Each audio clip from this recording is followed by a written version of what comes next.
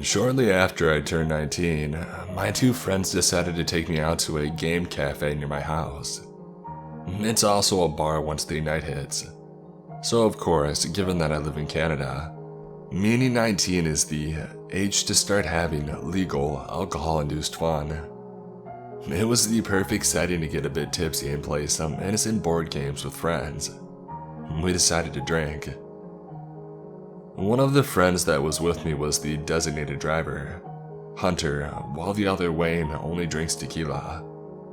I had never tried it, so we decided tonight was the night to cross that off my non-existent bucket list. For some humor, I'll mention that I remember hearing the guy behind the bar chuckling a little while Wayne ordered the tequilas, and I told Hunter, who was sitting at our table, that I would be back. As I turned to walk to the bartender was lifting the 2 shots onto the counter. "You two are crazy," he said while shaking his head with a laugh. Admitted so, we took our shots and went back to the table that Hunter was waiting at. Me across the table from him, and Wayne sitting beside him, and diagonal from me. Everything went well for a while, until about 1:15 in the morning. At this point, people were frequently going in and out for smokes or to go home as the place closed at 2 a.m. I was already pretty tipsy, having finished drinking an hour or so before, as my stomach, long ago, had decided for me that I should never get full-on drunk. I was still very noticeably intoxicated, however, and so was the man that had just entered the cafe. Because of my alcohol level, I get spacey as one does, and the fact of the door already opening frequently, I had stopped turning my head to the door every time that it did so. Due to this, I was completely unaware that this man, with mostly brown but also gray hair, implying that he was on the older side, but not yet old enough to be considered elderly, man wearing blue jeans and a jacket, was stumbling over to where I was sitting. My friends and I were at the table closest to the door, but it was diagonal from it. The door was in the middle of the wall with a tiny lounge area with a couch and a coffee table to the left, while inside, looking at the door in the corner. Beside that, against the wall connected to the door's wall, were the actual tables for sitting and eating, and we were at the one closest to the lounge area. This made it easy for him to walk to my table without falling over, as he was heavily intoxicated. I was, as stated, unaware of this, but hearing about it afterwards really creeped me out. Apparently, once he got to the table, he put his hand on the back of my chair, as my chair, and therefore I, was faced away from the door. And probably for support, but given his creepy aura, it still jars me. According to my friends, he then slowly leaned to either smell my hair or whisper in my ear. He was only a few inches away, eyes trained on me, while Hunter finally noticed. Before he could say something after opening his mouth to, the 2 bartenders came over. Once they started talking, saying that he is too drunk to be in here and should please leave now, if he isn't going to order anything. I turned my head around to look at him, which admittedly made me jump a little as he was very, very close to my face. His expression was blank, eyes shining. This only lasted a second though, as he then quickly pulled back, now without shooting a quick smile my way though, turned to the bartenders and said that he would order. However, he never ended up doing so. I was now a little on edge, and the alcohol didn't quite help, as alcohol only serves to alleviate whatever mood I'm currently in. I wasn't checking the time, so I don't know how long all of this lasted, but before I knew it, he was once again leaning on the back of my chair. However, I noticed it this time because rather than leaning straight down on my ear, he leaned outwards and down, rotating his torso in my direction. This meant that he, as he leaned, entered my peripheral vision, and when I whipped my head to the side to look at him, as he did so, due to how he positioned himself, I was looking straight at his face rather than up at it like last time. His expression was blank once more, until he registered that I was looking at him, which made a soft smile lift his lips again. My head swiftly turned back towards my friends, hopefully delivering the message of, help, through my eyes to Hunter as they made direct contact with his. I scooted my chair closer to the table and he followed, albeit ungracefully, due to having his hand on the back. The sounds of my chair scuffling the floor and his feet stumbling against the wood must have alerted the bartenders once more, as they came back again. "I'm sorry, sir, but you have to leave. You're too drunk to be in here," they stated more firmly, now revoking their offer to serve him. He responded something along the lines of, "Yeah, okay." The amount of alcohol he had clearly had was slurring his words. But once more, he didn't listen to their orders. Instead, as they walked back to the bar, he pushed himself off of my chair after correcting his posture so that he could sway over to the chair beside me. Thankfully, there was a pillar very close to the back of my chair. Nobody wanted to sit against the pillar, as they couldn't pull your chair out. This meant the chair, while next to me, wasn't as close pressed as Wayne and Hunter's chairs were. Once he got to said chair, he stood beside it for a moment, swaying through the alcohol-induced fog in his brain, and then reached for his coat. Soon, his coat was draped over the back of the chair, and he was pulling it out by the back as he looked at me. However, before he could fall onto the seat, the bartenders were back over. This time, they truly meant business.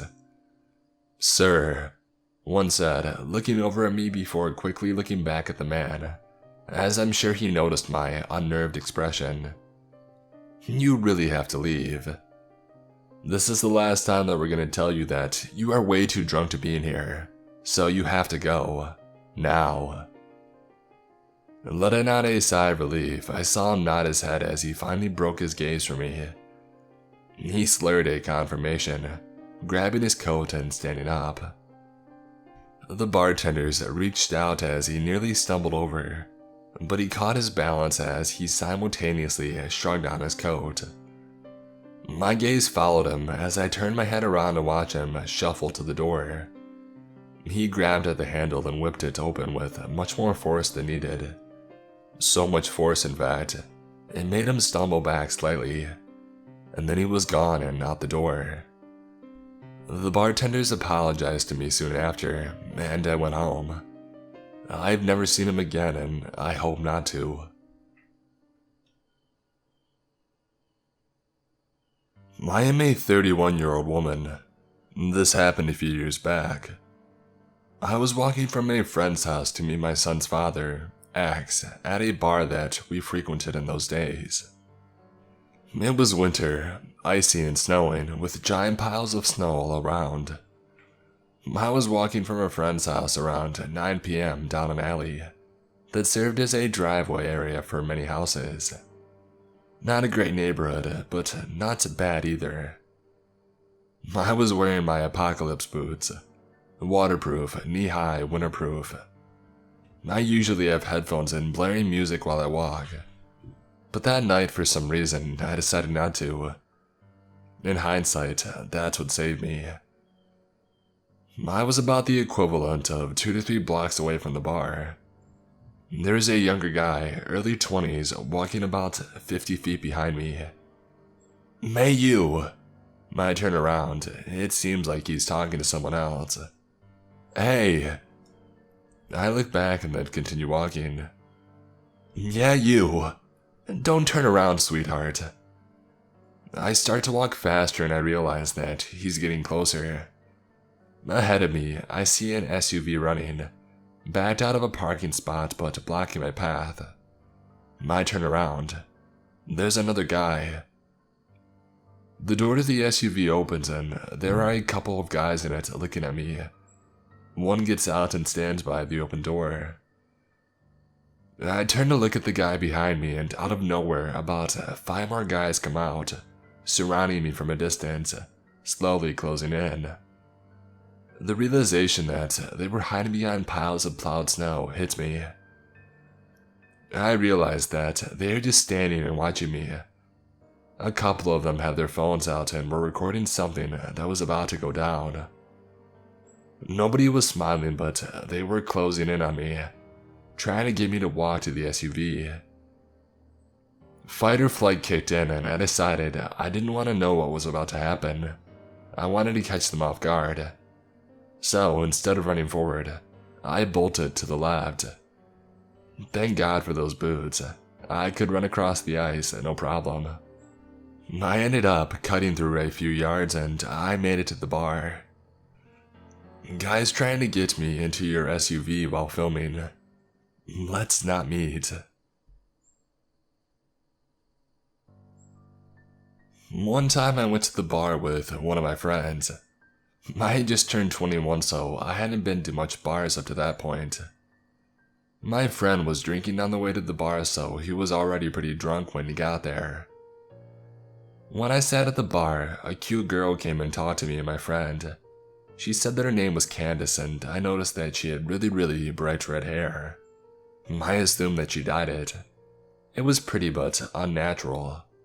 Anyways, this girl was flirting with me and my friend. She could tell that my friend was already very drunk. And to be honest, I played along like I was drunk already too, since it seemed to be working for my friend.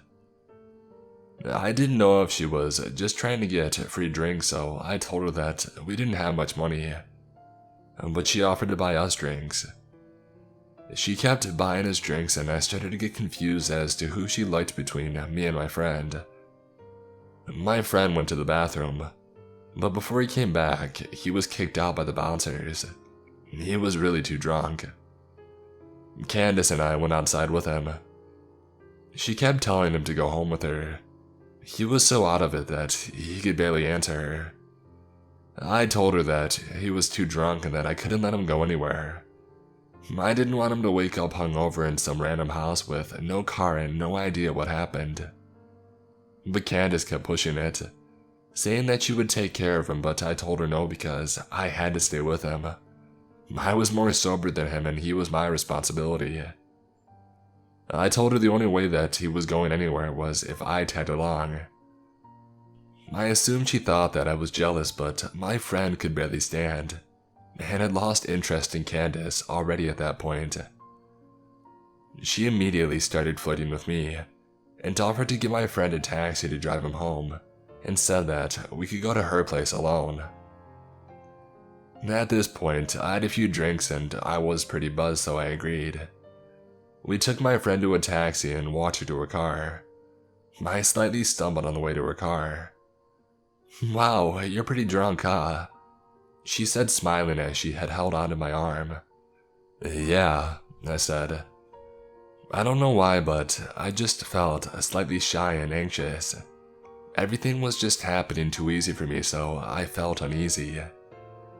We got in her car and we drove down the street. "Wanna stop at the liquor store and get some more to drink? I'll buy it, so don't worry about paying," she offered. I didn't want to drink any more than I already did.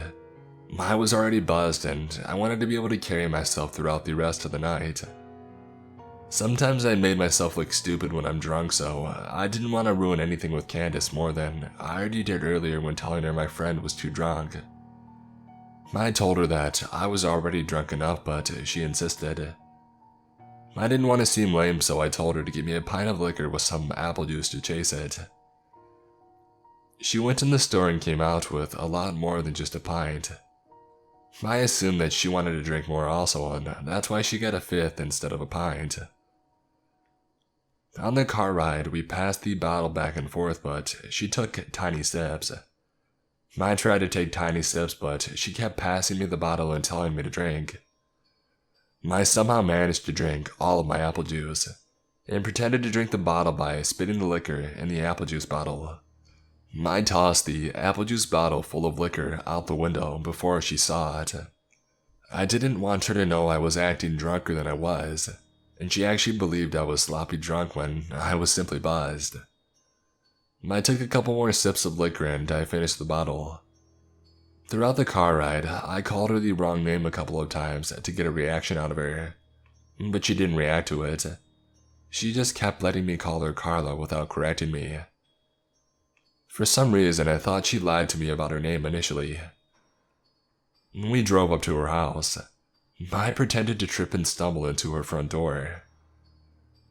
She helped me walk inside by holding me up. She opened her front door, which was unlocked. We walked in her house and she closed her front door and then locked it. I thought that was strange but assumed she didn't want anyone walking in on us. I told her that I had used the bathroom. I walked into her bathroom, locked the door, and I looked in the mirror. I just felt strange. I felt like something was off.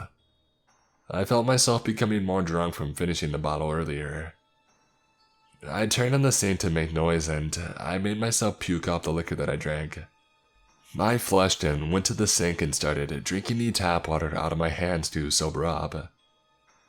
I just didn't want to be drunk, but I still wanted to hook up with Candace, so I wanted to pretend to be drunk. I turned the sink off and I could hear her talking to someone. "He's drunk as hell. He can barely stand up. You do it." Who is she talking to and to do what? I walked out of the bathroom and into the living room. The moment that I stepped into the living room, I saw her walking into another room. All I could see was the back of her head. That strange, very bright red hair go into another room. I didn't see her face or anything. I just saw her kind of walk fast into the room. The living room was pretty dark. "Hey, where you going?" I slurred like I was drunk. She walked back into the dark living room and up to me. "Let's go in my room," she said. I looked at her bright red hair and then into her eyes. They were different. Her face was different. It was another girl with the same hair. And that's when I realized. It was another girl with the same wig on. It was a wig the whole time. She had changed it with the girl from earlier for whatever reason. My heart felt like it stopped, but I tried to look like I had no idea it was a different girl. I kind of smiled at her and told her that I just needed to use the bathroom one more time and told her sorry, I was so drunk. She said, "It's fine, just hurry up in there."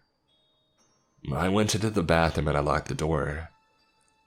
I heard her whisper something to someone again this time, but I think I heard a male voice whisper back. I honestly didn't concentrate on listening to exactly what she said. Something sketchy was going on and I had to get out of that house. I opened the bathroom window and jumped straight out of it, and ran faster than I ever have in my life. I didn't look behind myself or anything. I just ran through the backyard, jumped the fence, ran through someone else's backyard, hit a road, and ran towards the main road. I kept running down the main road until I saw a Star CVS. I ran into the CVS and I stood straight at the front of the store in front of the camera. I called a taxi and I went home.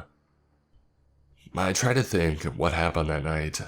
What was she or they planning that night? Why did she tell me a fake name? Why was she trying to get my friend and I so drunk? I thought maybe a robbery, but she kept spending money on us. She kept buying us drinks and even paid for my friend's taxi cab. And mostly, why did she wear a wig that she gave to another girl to wear? Who was she talking to? What did it mean?